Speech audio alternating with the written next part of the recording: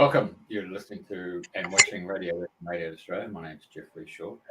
My co-host is just sitting below me. Her name is Julia Chai. And below her again is our guest all the way from Lithuania. It's not for me. It's Julia has organised this wonderful, spectacular woman to come and give us a talk. And it's all about detox, stress, and relationships. Of course, we just had a bit of a glitch with the computer, so obviously we could be talking about the relationship with computers. But having said that, I pass on to my co-host and Julia. All yours, Julia. Welcome, everyone. Welcome, Ray. Welcome to Radio FM 88 and Dreaming the New Dream, where we meet once a week on Thursdays to inspire and shine the torch on people who are dreaming the dream and living the dream and doing things differently. So today our guest is right. So it's good to see you. And as a bit of a background, Ray and I both had the great fortune to spend the whole of January, and Ray spent a lot more of that in Vietnam this year at one of the greatest hotels you can go to if you want to go for a wellness and a beautiful experience in nature. And Rai Kersyte really impressed me with the work that she was doing there. So I've invited her onto the show to share some of the insights that you can get from someone who's grown up in Lithuania, studied in London, worked internationally. I think you've been in Mexico before I was working with you as a colleague in Vietnam. So tell us a bit about yourself, Rai. Well, I grew up in Lithuania. My mom took me out of here when I was 11. I didn't want to go anywhere because it was such a precious childhood. You know, we had a lot of nature. We still have a lot of nature, which is, I think, part of the reason why I'm back here, you know, apart from my family.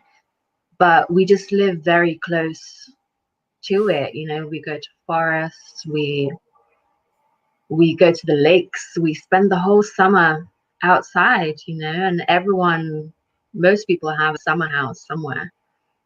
So yeah, it's a big love of mine. And then afterwards, I moved to London, where I discovered a lot of things. It was, you know, it was a great experience to actually spend my teen years and part of my adulthood in London, which, you know, turned out to be the bigger part of my life. So it was very formative, you know, and all the things that we have available there culturally and otherwise are just, you know, amazing. After a while, you know, the natural side of me really took control, to be real, and I wanted to go somewhere and just, you know, be close to nature, which is why I went to Mexico. Just very nature and how diverse it is and all the different ways to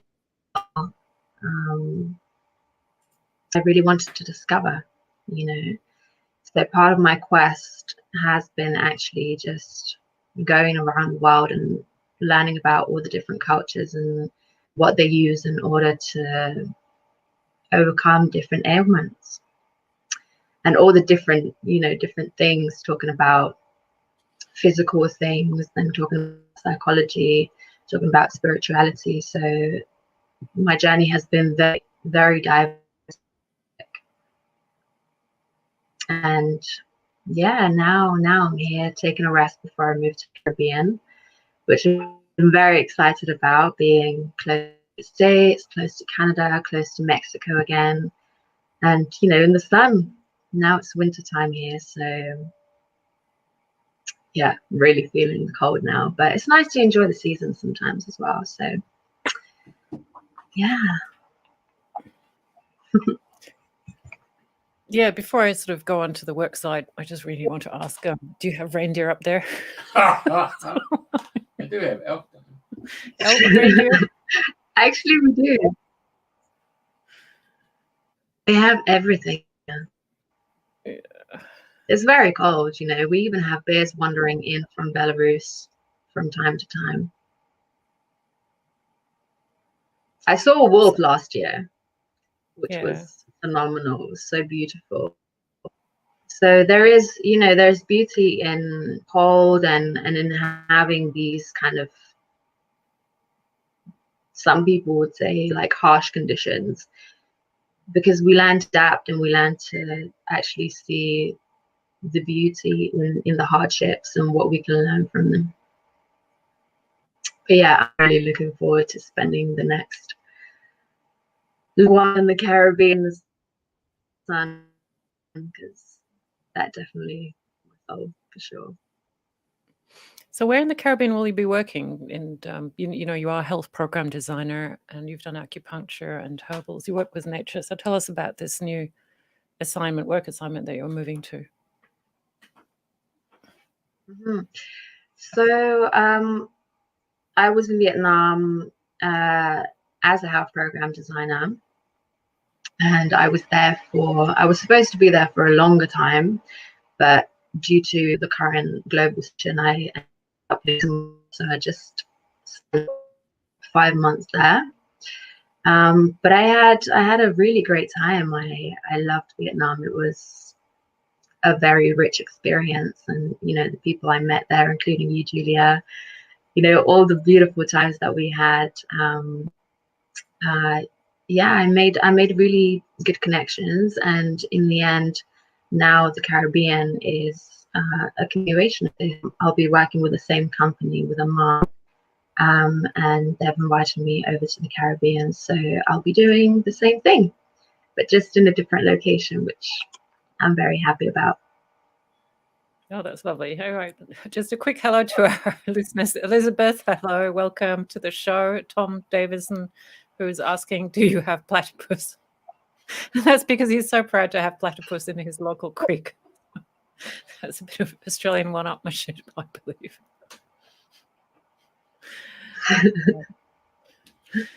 Yes, but it's wonderful to have you on the show, Tom and Elizabeth. So Ray, hey, you talked about even in adversity and hardship, being able to appreciate and probably sort of find the core and the gem. When you are working with lots of patients, you obviously see them coming in from all walks of life. What kind of, over the time that you've been working, what do you think are the main afflictions that are causing humans to be sick or need to go on a healing journey?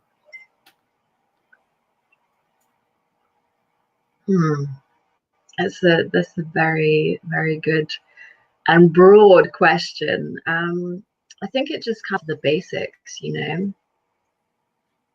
What do we need? We need air, we need food, we need water, and you know, social things as well. Social life is very important, especially that, you know, we're seeing so many changes in the way that we operate in the world. It's causing a lot of people to really have a look aside and you know, come face to face with the life that they have created, you know. So my foundation when I work with clients is usually diet, because there's a lot of things, that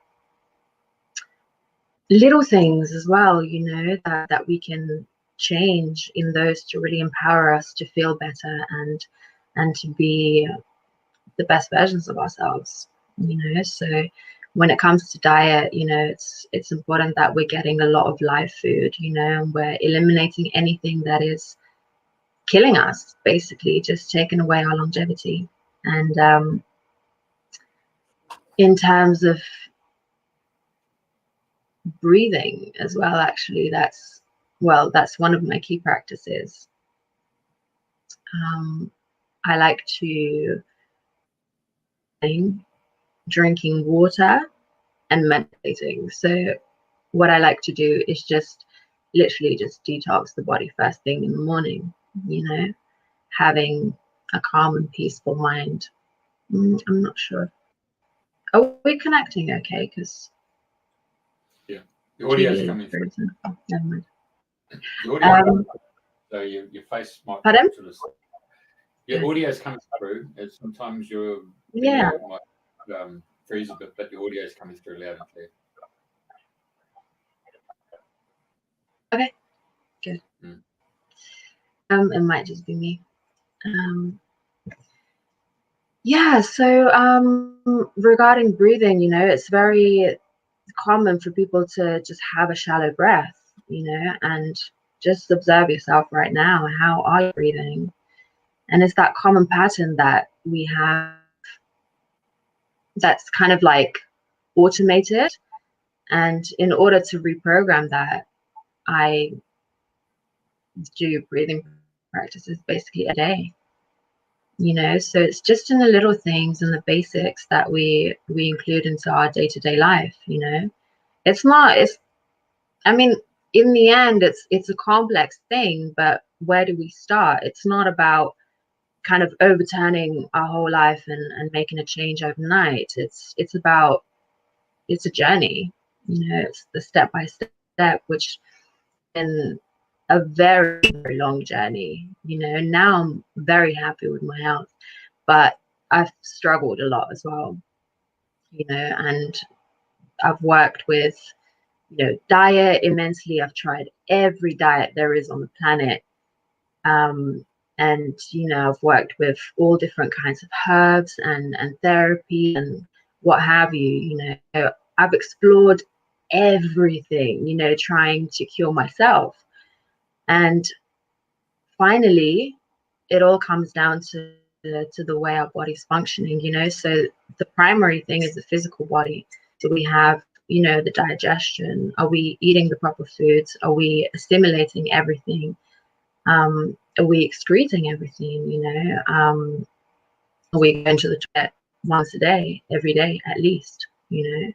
Because if we're not, then we have a backlog in our system. You know, we have toxins that are continuing to circulate through our system, you know. And when we have that, is our lymphatic system working? Is our liver working? So it's, you know, the physical body is just a vessel for us to do greater things. So once we fix the physical body, then we can have, you know, better relationships, and then we can have the space to be able to yeah, achieve our higher, you know, do great things. Okay, so I think So I'm getting the, you know, to sum it all up, it's a whole, you know, big picture, but where do we start? That is the key, because, you know, it's important to be on this journey and to go finding the right, you know, it's like, imagine like a knot. If you don't find the right place where to untie it, you're just going to be going around in circles. So the key is finding the root cause of what is happening, you know. And not everybody can find it, you know. Sometimes you go to the doctor and you have like some kind of ailment, let's say acne, and they give you a lot of, you know, medication. They give you some creams, they give you antibiotics, all of that, but, you know, you're damaging the gut, you're damaging the microbiome. So there's no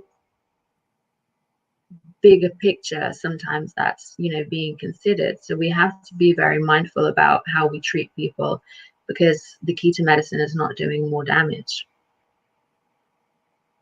I agree with that. Hey, you've got a really good blog. I was so fascinated with it, and you talked about. Oh, thank you so much. I'm just bringing everybody to that particular website of yours. I was really taken by the words you said, because I could really resonate with what was said in that little story there about you meeting this gentleman who took a breath before he spoke, and then how you went in sync with them, and you found quite an amazing. Yeah, I think you must have had an epiphany or something. Is that? It's really quite profound. Sorry, Jeff. If I could just interrupt you for 1 second. I will try to connect to my phone. rather than the Wi-Fi, and I think it will have a better, much better Okay. connection. So you've done breath work as well, Jeff? Just 1 second. There's people like you who do Qigong, don't you?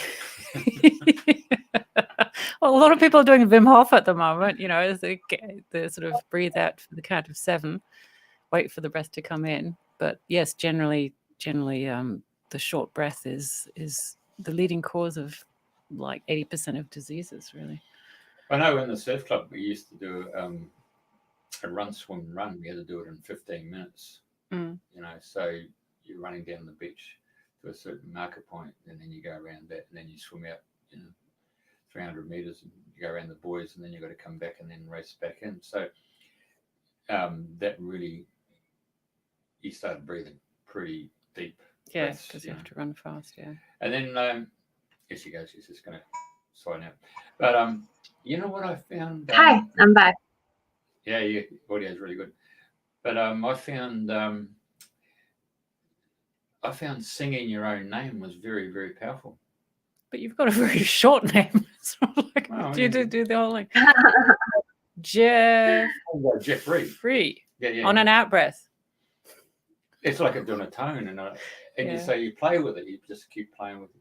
And so the breath is. I found the breath was very, very important. And I know talking to the surf lifestyles, the boys, I said, "God, we used to do them run, swim, runs, And I've learned don't have to do that.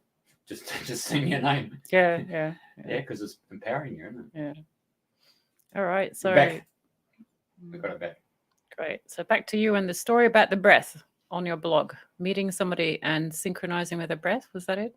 Just about what Jeff said about your name.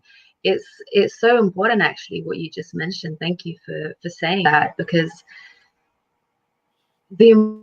it's like so many like their name, or they listen to their own recording and they don't like their voice, and it's just so vital for us to be in tune with ourselves and really know who we are, and to learn to love ourselves. Sometimes we struggle with that a lot, and we have to go through a certain journey in order to overcome that. But yeah, thank you for reminding me. Yeah, it's actually true. I'll jump in on that one because I still got used to my own voice, but I guess it's the mismatch between who you think you are and then the physical world reflecting your voice back to you, and you'd like to pretend that actually is not what you sound like, but you do. And then you'd kind of. I think more of an issue because they've got their maiden name they're born with, and then they take the husband's name depending on your country, or you pick the double-barreled name, and so you got to start bringing a whole new dynamics into your mindset, don't you? Both in your muscles. I mean, when you do muscle testing and you're saying, "Are you Ray?" It's pretty strong. You say, "Are you Jeff?" It's going to come straight down. It's just muscles saying, "No, my empowerment is Ray," isn't it? So and you start adding all the other names that you've been given as a woman. I mean, you really have to embrace that, don't you? Yeah. What do they do in Lithuania, Ray? Do they what's the traditional method or custom there? Traditional medicine? No. In terms of the names, does when a woman gets married, does she take on the partner's name, or does she keep her name? Here we go. So this is actually quite unique in our culture. So basically, the man, my dad, his name was Kersyte. My name is Kersyte. My mother is Kersin, which is, it's huge. It's a huge difference, So the children have, the girls have a different ending. The boys have the same name as the father, and then the mother or the wife changes her name. It's basically just like a longer version to that she's married.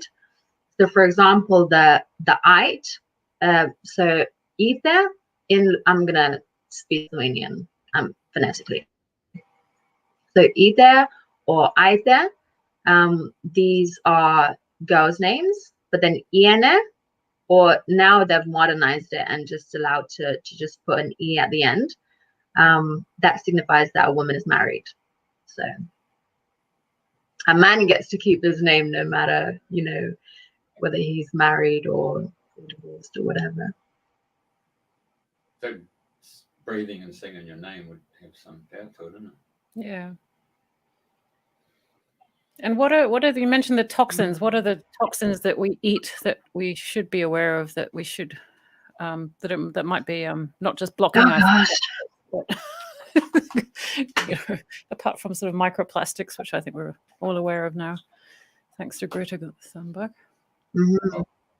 Chinese and they it's everywhere now because Earth is massively polluted, you know, so we really have to go out of our way to get cleaner sources of water, you know, like going to the stream and getting food that hasn't been, you know, genetically modified or is not from really bad supermarkets, you know, where, for example, when they ship like bananas, you know, they spray them so they get ripened on the way, you know. So there's a lot of, you know, pesticides and things like that, that, you know, this is quite common knowledge, you know, so we try to get organic as much as we can, you know.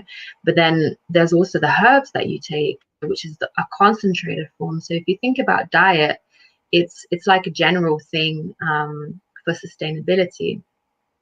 So this one I'll get onto. So diet is quite, you know, a basic thing that sustains us in the long run.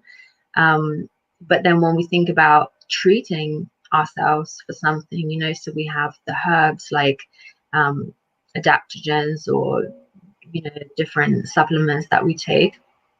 It's better to take remedies than supplements, you know, because supplements is kind of like, you know, we think that we need a certain vitamin, but maybe we don't actually, and it just makes our body work harder in order to get rid of it, you know. So once we have those substances in concentrated form, that's also it's vital that we have them from clean sources as well. So if you're getting any supplements, you know, make sure it's not from the pharmacy that is, you know, selling you medication, you know. And I don't even want to, you know, call it that, but that's what it's called these days. That's full of, you know, fillers and all different kinds of additions that are just not necessary to the body and quite harmful actually. So things. Then also stress, you know, stress is a huge toxin on the body, because the way, you know, when we're stressed, our cortisol rises, then we have all the different ailments associated with it, primarily cardiovascular health. In Chinese medicine, we say that it's all about the liver, you know, stress and anger and all of these, that the vibration of the emotion. And then, you know, that also affects our immunity and the way we think, the way we relate to the world. So yeah, I mean, there are many different sources. Like, for example, other things we don't necessarily think about are things that we don't necessarily ingest. So maybe household toxins, household chemicals, maybe things that we use, or, you know, if someone comes to clean our house, or we clean the house ourselves, are we using bleaches and stuff like that, or can we just use baking soda and vinegar and go natural about it, you know? And then toothpaste. I know a lot of people come to my attention recently, but a lot of people don't rinse toothpaste out of their mouth. They just leave it in the mouth to make their mouth smell fresh. And I was so surprised. I couldn't believe it, because for me it was always, you know, just getting rid of anything that, you know, is unnatural, and getting rid of any smells and you know, if you have toothpaste with fluoride, you're again, swallowing all of that and then loading your system with fluoride, which is actually a toxin, you know. So there's a lot of things that, you know, we need to be mindful of in the quest to make our life simpler and to make our body healthy and to become more vital, you know, to be happy essentially. But regarding the picture that you just had up just a moment ago, this is, I've posted a blog post about adaptogens, but this is just a table that I got up on the internet that I really like. So this basically, adaptogens are plants that help our body cope with stress. So for example, you know, it's inevitable that we're going to encounter stress, whether it's, you know, emotional or physical in life, but we have different means to cope with it. So one of them is like breathing and meditation and coming to our center and calming down. But there's also physical things that we can also do for it. So apart from exercise, we can also ingest things. So we have herbs like ginseng and ashwagandha and cordyceps, even goji berries and adaptogens. These herbs all basically help us cope with stress better. So they're really good for increasing immunity, for prolonging life, for protecting DNA. So, you know, our DNA gets damaged as we get older. So our telomeres get shortened. So that's when you see a lot of, you know, decline, physical decline as well as cognitive decline. So just incorporating these herbs and berries into our daily life is so easy. Like right now, I'm drinking green tea with holy basil and fireweed. So I'm energizing myself, but then I'm also kind of like balancing the effect and supporting my system along the way. So you have all of these different herbs that, you know, are delicious as well, like goji berries, for example, putting that into your porridge.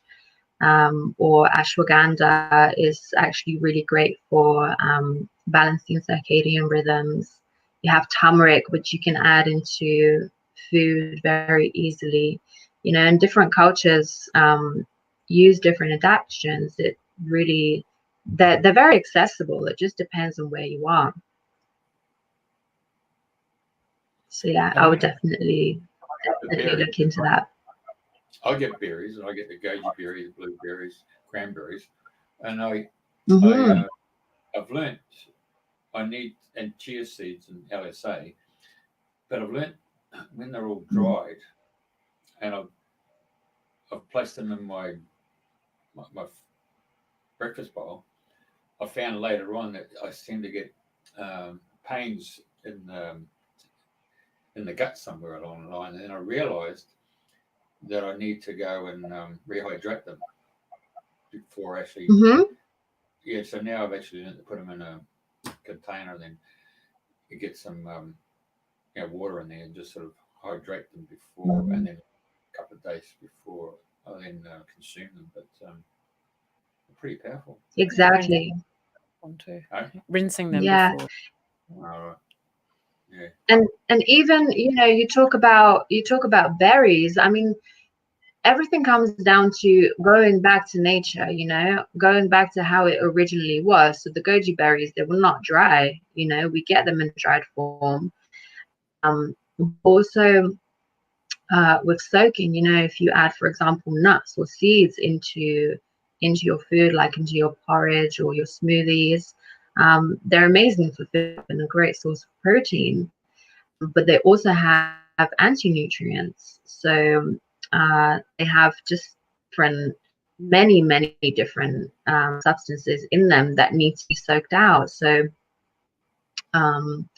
if you soak the nuts overnight and the seeds, they become more bioavailable, so you can actually absorb more nutrients from them, and then works out the anti-nutrients out of them, so your body's just coping easier with them, you know, and they're actually more delicious that way to me. So what do you do?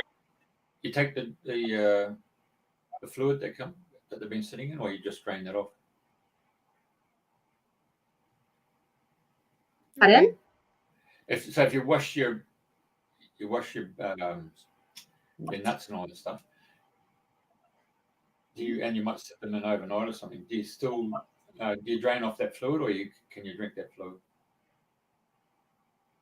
No.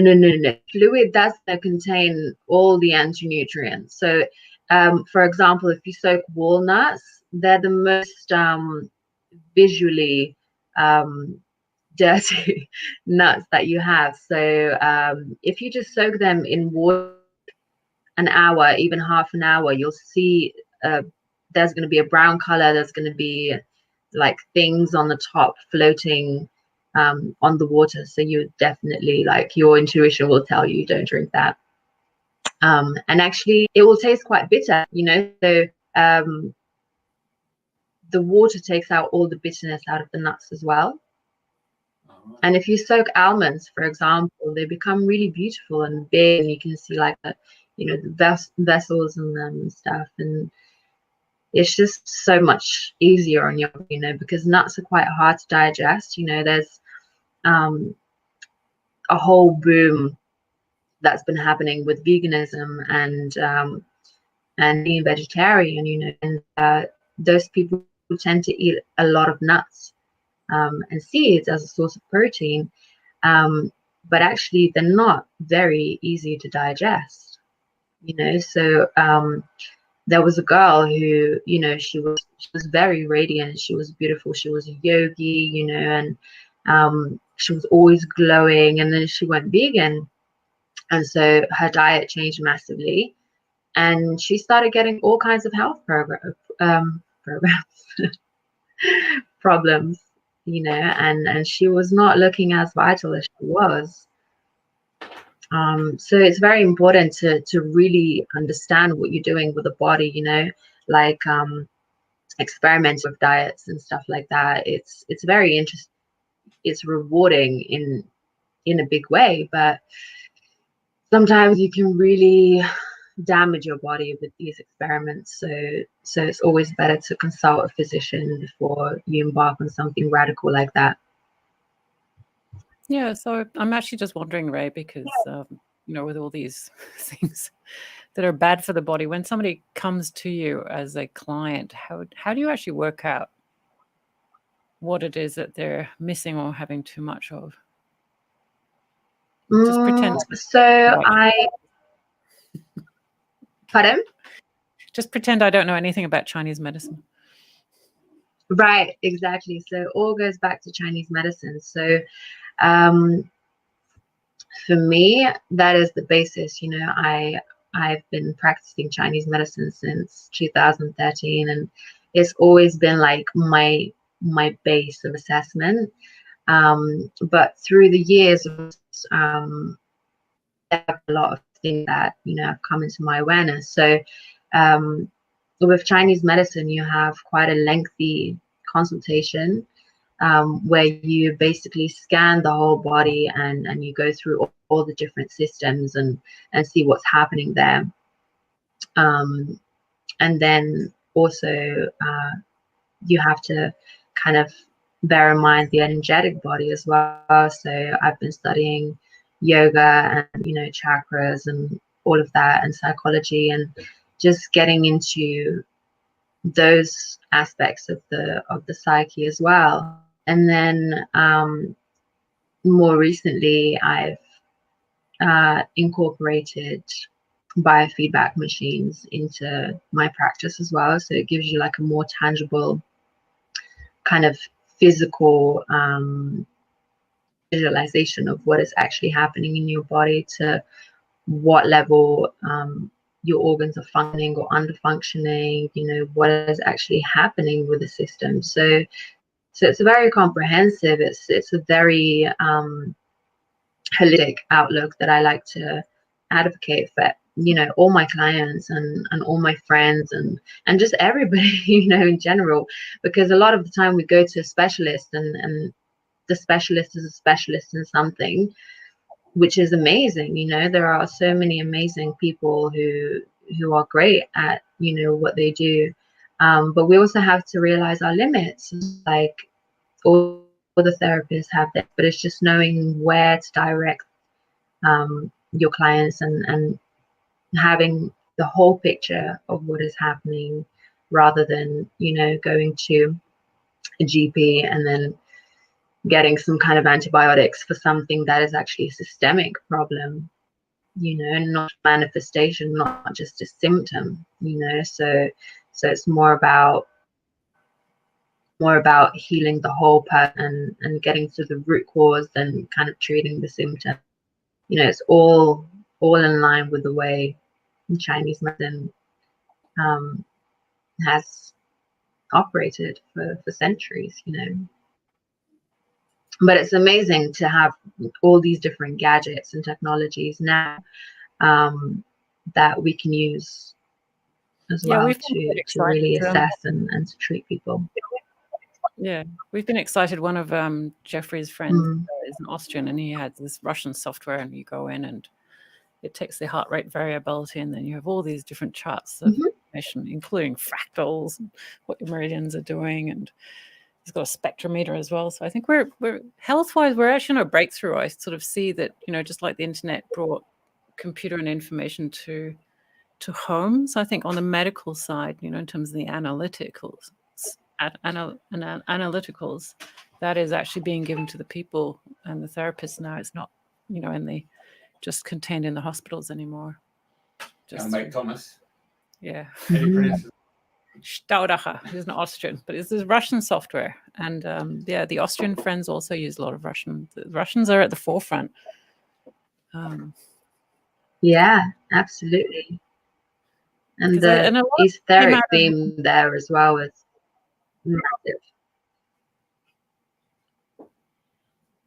Yeah. So we're going to say, sorry, I interrupted. I was just saying, a lot of it came out of sending astronauts to space to keep them whole while they're out. I think that's where all the animal stuff came out from. Hey,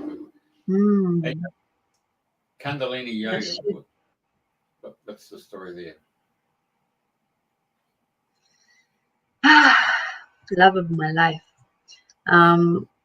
That was the beginning of everything, actually. As a teenager, I was very naughty. You know, I lived a completely different lifestyle to the one I live now, and a very different understanding, you know. And I discovered Kundalini yoga at the gym, you know, which was very unintentional. You know, I just randomly went into the class, and I actually went with my mum, and we started going, and we had this amazing teacher who was, you know, very motivating, and we learned so much about just, you know, yoga, also spirituality, and feeling good and feeling vital and vibrant and energetic. And that's, you know, where the journey started. So that was basically the first step. And then I went more into holistic medicine and Ayurveda, and then Chinese medicine, and then, you know, the rest of it. But Kundalini yoga is actually amazing. You know, it information about it, but at the bottom of it, the methods utilized there are very diverse. And, you know, we use sound, we use mantra, we use focus points, we use visualization, we meditate in a way. So basically the meditation in Kundalini can take place in a yoga posture, or in, you know, different postures. I remember there was one class where we had to sit like this. So one hand was there and the other hand was there, and we had to sit like that for 11 minutes. So imagine me as a teenager sitting there, and it was just the hardest thing, you know. Like in adulthood, we learn to endure hardship. As teenagers, we just don't have that capacity. And it was very powerful in teaching me endurance, you know, just that one example. But Kundalini yoga is all about endurance, and all about integrating all the abilities that we have to use the body, you know, movement, sound, breath, focus. And then combining that with Chinese medicine has been just a beauty, because both of these tools, I mean, Kundalini yoga is more, you know, associated with Ayurveda, whereas TCM, it's like they have a lot of correlations, but they're not the same system. But just seeing how that all integrates and playing with it and assessing the body from a holistic perspective, and then, you know, it's not just physical things, you know, that you can do with the people, but you can also give them practices, and you can see which maybe center is unbalanced. And for example, if you have the solar plexus, which is unbalanced, you know, maybe you're struggling to go for what you want in life, and you have maybe digestive issues as well, you know. So all those things really correlate. All those systems, they're different, but they all come into the same whole, you know. So it's very fascinating to just play with Kundalini yoga and Chinese medicine and everything together, to see the beauty that it can deliver. Have you tried Kundalini? Initially I was going, oh, but men can't do it. And now I'm going, oh yeah, men can do it. So Jeff, have you done Kundalini yoga? Have you tried it out? No, did No? Hatha. You did Hatha, yeah, I like Hatha. But I'm actually quite curious about this 11 minutes, because, you know, in the Bible, you know, poor old Moses has to hold up the commandments. And it's obviously not just a test of whether he's going to be a leader. It's just, he's probably just raising the chi, actually, or raising the fire, raising the flames. But and actually Qigong as well. I don't know why it's been such a long time that it took to arrive into my life. So Kundalini yoga was the first thing, and I just kind of continued with it and was rolling with it. And then quite recently I tried Qigong, but I never really got super into it. And then I did some classes with you in Vietnam, Julia, which were phenomenal, you know, just feel. It's like, where has this been my whole life, you know? And it's been amazing. But I'm sure Jeff has tried Qigong, right? With you. Jeff, can you admit? It's Sunday morning, so yeah, so they got this lady in front of me, and she started to do the moves, and I just shut my eyes, and the next second, boom, I was gone, you know, like, and they just let me go, and I was just there, you know, like, your body seems to know what it's got to do, you know, and then all of a sudden you find yourself doing figure of eights, and then you find yourself down on the floor, and you're doing stretch movements, and you got to let go, isn't it? Yeah, it is actually for me as well. It was I just walked past it, and it's just, when I did it the first time, it just felt so natural. Like you said, it's just, you know, maybe in another lifetime or maybe in another dimension we do it naturally. So it was actually more like a, you know, homecoming in terms of movement. Yeah, fantastic. Hey, I'm going to make this public announcement. It's a natural movement of the body. I'll make this public announcement. I got invited to go dancing. Yeah, it's not a male activity here in Australia, but 3 months ago I was asked to go dancing. I'll tell you what, I've actually fallen in love with it. It's fantastic. It's like brain gymnastics, you know, and you got to integrate the right brain, left brain, got to think through the moves and the body posture, and then you got the female in front of you, and the energies and all moving through your body. And of course, we've got you on tonight to talk about relationships. So, you know, relationships in dance, or relationships in Kundalini yoga, or relationships with computers. I mean, might be a good time to talk about relationships now. Yeah, we've only got 15 minutes. Ray, what do you want to say about relationships and health? It's, you know, mostly it's just a relationship with ourselves that is the foundation of everything, you know. So are we, you know, listening to ourselves? Say that again. Just backtrack. Say that again, please, Ray. Yeah, just listening to ourselves and being in tune, and that's why meditation is, for everybody, I think, who's on this path, just taking the time to dedicate, just, even if it's 5 minutes in the morning, if you don't have time, just to yourself, to really recalibrate the mind and to tune in with what you need, just being nice to yourself, just a little time to I love whatever that. it is, there are so many different methods. It's just so fundamental. So to be in a good relationship, you have to be in a relationship with yourself first. Be gentle to yourself. Mm-hmm. Mm-hmm. You don't have that. Yeah. You're Yeah. not going to be. And actually, I read. So yeah, I just finished a book by Philippa Perry. Who's talking about, basically the whole book is about relationships, but it's called something like the book that you wish your parents read and your children will be glad you did.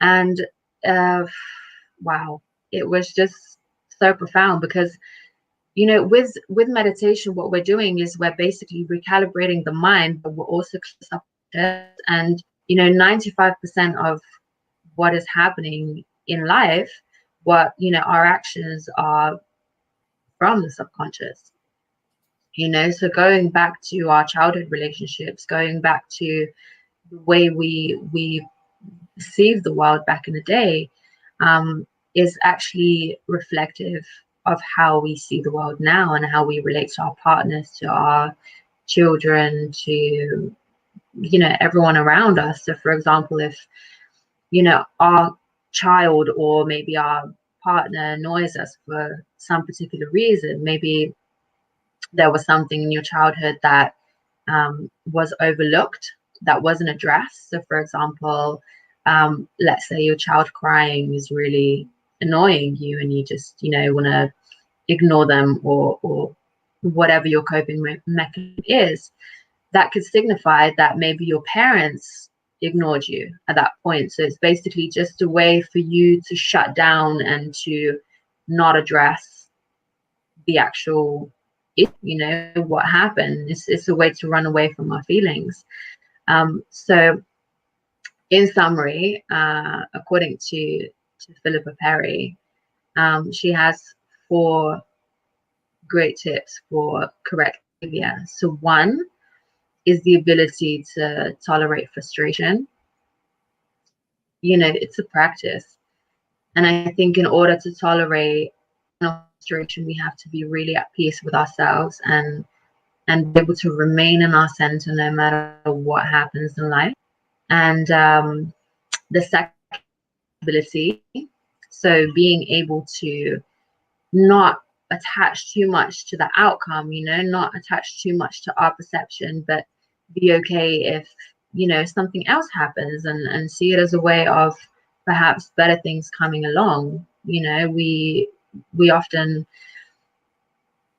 get really attached to different things in life, people or situations or homes and things like that. But when they change, like for example, my relationships in my life, in the course of my life, have only got better, better and better and better and better. And it's just the same with everything, where if we're true to ourselves, if we're listening to ourselves, we just, make our life better. So it's just that flexibility to be open to new possibilities. And also the third one is problem solving. And for that, you have to have a cool head, right? And the one is empathy. So being able to see things from another person's perspective. So, we can sometimes get caught up in feeling right or wanting to be right, but actually there is no such thing, and, as adults, as we're growing up, we start to care less and less about what people think about us. Essentially, it all comes down to being aware that everyone has their own perspective and everyone is right in their own right. Just being able to accept life as it is and just let it flow, and just see what happens.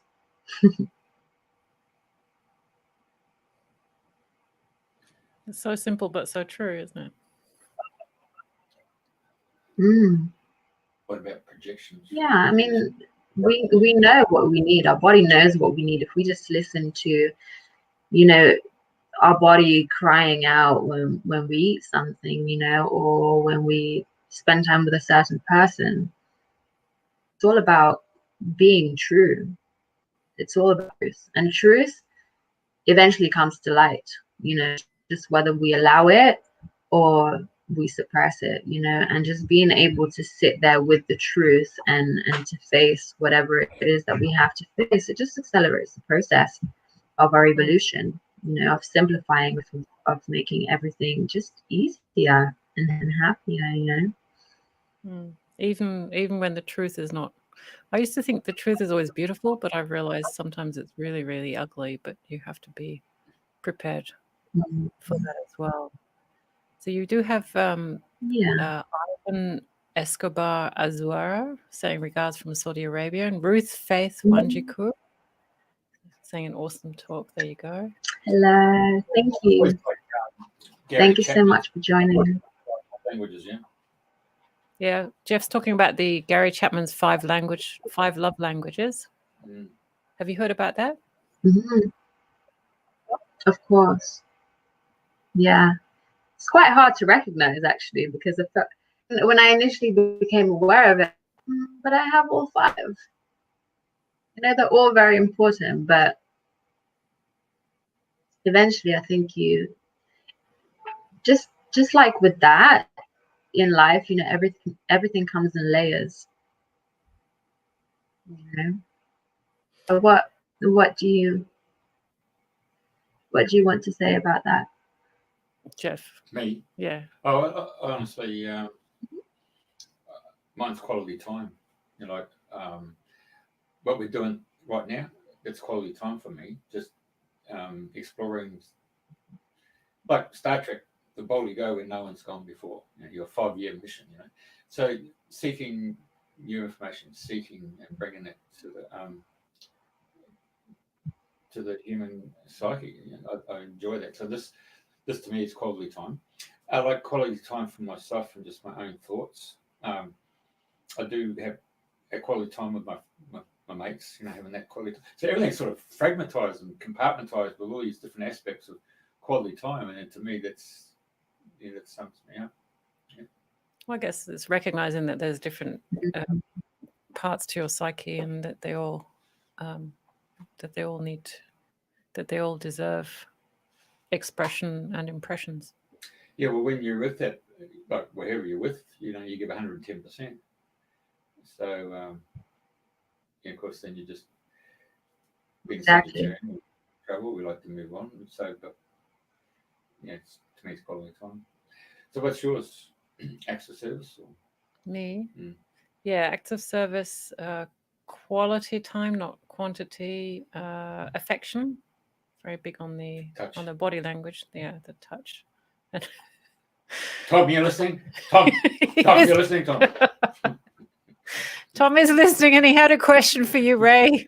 Not many people know much about your country, Lithuania, but he's saying, yeah, due to the long winters and cold, you know, are you like the Russians? Do you really think a lot about the meaning of life, make a lot of great music, and have introspective skills, which is what, I don't know, levitating or playing chess on 15 boards at the same time? What are the Lithuanians really good at? Weightlifting? Are the Lithuanians only good at weightlifting, or can they do other things that we don't know about that they're really good at? What? Sailing too. Sailing? I don't know. Gosh, there's Ray, so many things. Tell me, what Lithuania is famous for. See, we only have 100 kilometers of the coast, so it's not that much. Whereas, you know, our neighboring countries have like 800, and then Estonia has like lots of islands, you know, which is super beautiful. So we don't really have much of a sea culture, especially like the weather that friendly, you know, for the majority of the year. So yeah, we definitely do a lot of like introspective things, you know. It just depends on the people, you know. There's a lot of different kinds of people who have different interests, you know. So people you know, like to drink alcohol, you know, so Russians are very famous for that, but I don't know if they drink more than Lithuanians. But then we also have all these, you know, but we also have, you know, the more cultural things, you know, like before, now it's quarantine here, so before quarantine I joined a really amazing of what do they call it in English? I'm not really sure. It's like it's singing in groups. So it's basically, for example, if we were singing in a group, let's say I had 3 people with me, Julia and Jeff, you each had 3 people with you, and then we would drink. We would sing. Let's say, do you know Frère Jacques? Yeah, well, you can do that. Singing rounds. Polyphonics is what you're talking about. Yeah. Polyphonics, that's it. So we have that. Well, we used to have that as a major thing of our culture back in the day, but now, you know, folk things are dying out, and there's a lady who's really amazing, and she's reviving this whole culture. So it was just very powerful to be there and to observe the effects of polyphonics and what singing and holding your own voice, how powerful that is, you know, because if you're singing in a group, you have to be very mindful about your own voice and being very in tune with yourself and coming from your own power. And, you know, in the beginning, it takes some time, and then eventually you start hearing the other people around you, you know, and it becomes a whole sound, a whole symphony, and it's so beautiful. So there's that. There's, you know, we go dancing. There's actually a lot of things going on. Like when I remember my life in London, it wasn't as active as it is here. Like maybe it was because of studying, but there's just so many things to do. We go to nature a lot. We move a lot. But yeah, nature is like the main thing as well. You know, for me at least, I love to go to the forest. I love to go to the lake. I love going for walks. I love to exercise, you know, meditate. I love my house. I love my family, you know. So it's just, we spend a lot of time indoors as well because, you know, you can't really spend that much time outside when it's, you know, minus 10 or 20. So we're very innovative, you know. I think cold weather makes you quite sharp, you know, because you have to be very yeah, introspective, go deep. Is that Celsius? You know, it's like darkness, you know. Pardon? Is that Celsius or Fahrenheit when you talk about the temperature? Celsius. Yeah, Celsius, yeah. Oh my god. Yeah, minus 20 is like your feet are sticking to the ice and you can't stand on it for more than 10 minutes because it's starting to burn and hurt with normal shoes. No, Yeah, you, exactly. right? I tell you what we talked about there. I mean, it might have felt, if anybody was listening, we've gone off topic, but we haven't really, because we're talking about relationships here, and we're talking about the relationship with yourself, but the dynamics of other people in terms of mental health, isn't it? And so one of those mental health issues is really what's your passion, and if you follow your passion, you know, you can really uplift your own your whole body, don't you? Exactly. Yeah. It trigger off endorphins, or what does it do? Having a passion like that. Oh well, you're the one who's declared your passion for dancing. So Jeff, you tell us which organs of yours are getting really excited when you think about dancing. Well, integrating right brain, left brain, front and back. I mean, NLP is all about that, isn't it? Yeah, I think dancing is more fun than NLP. I think it's a balance.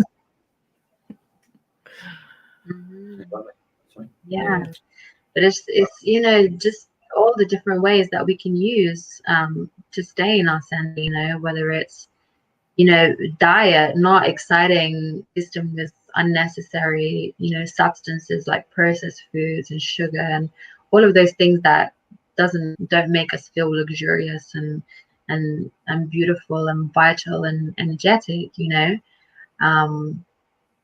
Maybe fasting times, that's very grounding as well. Maybe it's dancing, maybe it's qigong, maybe it's just breathing, maybe it's talking to somebody. So it's all very, very relative, to your situation. But unless you listen to yourself, you're never going to know what it is that your body is asking you to do. I agree with that. You? Perfect. So we've got Rasa really resonating with what you just said there. So Ray, if listeners now and in the future want to get in touch with you, what's the best way for them to do that? So you have my Facebook, which is, I believe, linked in the talk here. And then you have my website as well if you want to keep up with the things that I'm working on. And I share a lot of the things that work for me, the practices, the herbs, the recipes and things like that. I'll be posting a lot more and transitioning into video content as well. So you can check out my website, expandinhealth.com. And yeah, just if you have any questions or anything, just shoot me a message on Facebook. And we've got the Facebook one. Yeah, sorry, Jeff's saying we don't have your Facebook handle. So you can just find Rai Kersyte, facebook.com site. Beautiful. Well, Ray, thank you so much for joining us today and just dropping that gem that it is possible to feel luxurious, vibrant,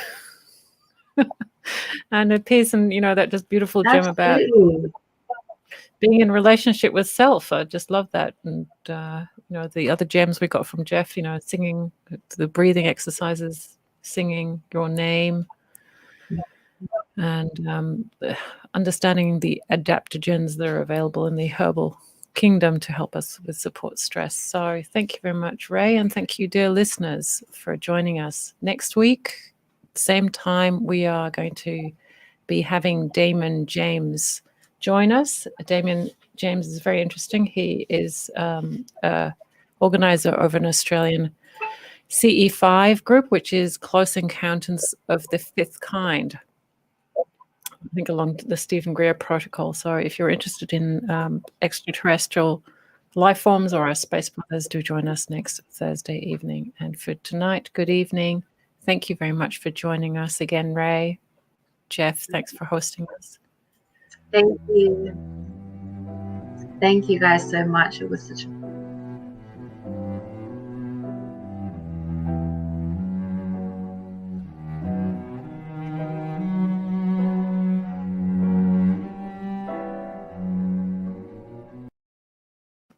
Right. Hey. There you go. So thank you very much.